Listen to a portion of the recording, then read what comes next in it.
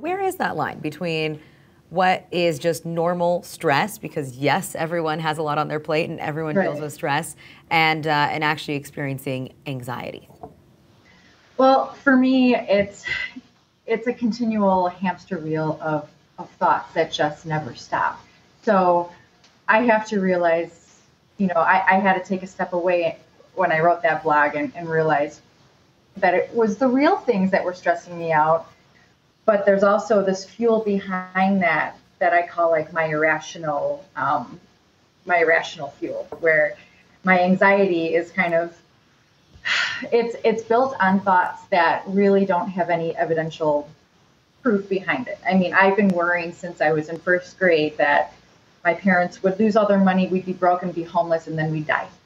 I don't know where that came from, but it was there, And so, now looking back on it, I'm like, okay, those are irrational worries. When I was writing that specific blog post, I kind of had to separate the irrational from the rational. So when my girlfriend pointed that out to me, these are actually normal stresses. The fuel for which is making them seem, incrementally larger is the anxiety behind it. So, I just took steps to treat that, my working out, my therapy, and so on and so forth. And for you, have you found a difference between, have you ever taken medication, or has it been trying to focus on more holistic things like therapy, like working out, things that you can do naturally, I guess? I have to do it all. And I'm willing to try anything. I'm on meds. Gary, you and I are twins with meds. I'm on Lexapro and a sporadic Xanax here and there. Gotta love it. And the Xanax for me is like a safety blanket. Just knowing that it's available to me sometimes helps me calm down in general. But I do use essential oils, aromatherapy. I love good peppermint oil and some blends. Working out. If I don't work out, my mind goes haywire. So yeah, it's great for the body, but I need it for the mind. Boxing's been incredible for that.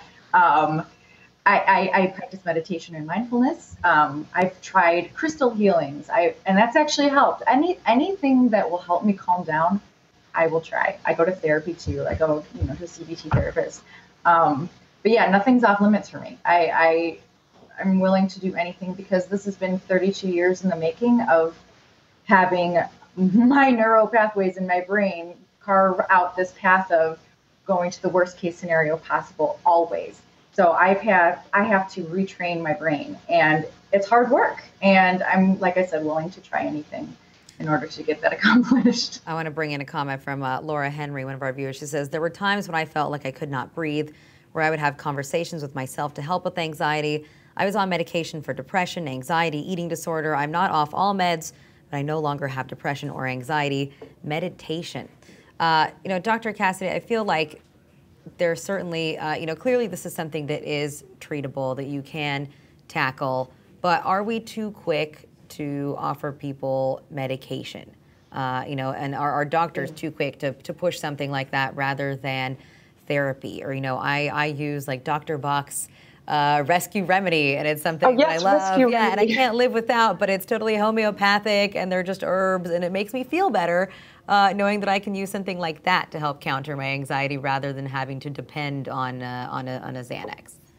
Well, Lauren, you make a very good point, and that is that a lot of times people just have a pill thrown at them. And Sarah brought up a really good point. She mentioned that she is willing to do anything and to do the hard work to get better.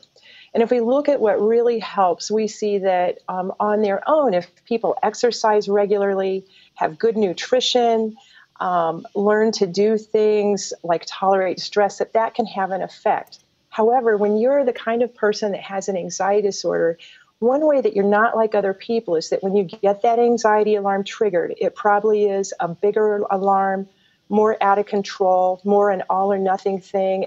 And we believe that what sufferers experience is something different than the rest of us who don't have that disorder. And we know that the best treatments are ones that teach people to face their fear.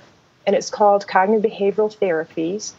And whether you're using mindfulness to help you face the fear, exposure practice, acceptance, you may have heard all these phrases. The trick of it is to learn that you don't have to fear the uncertainty in life, the risks, the physical symptoms, and that you can do things anyway. And we know if you do those things without backing down while the anxiety is high, your body does what we call habituate. It gets used to it, and it stops having that automatic, I have to get anxious in this situation feeling. And that takes time, and quite frankly, it takes courage. And that the other thing we know that happens broadly in our country is only about 12% of the population of people who have anxiety disorders get minimally effective treatment or accurate treatment. And that means most people don't have a chance to try these types of therapies. They don't get a chance to learn about exposure, about cognitive reframing, about mindfulness, about acceptance and commitment therapy. And they're left to their own devices, and people are desperate. Sarah, and you illustrate well how far people are willing to go. And, what we want people to know is there is a lot you can do that can make it better.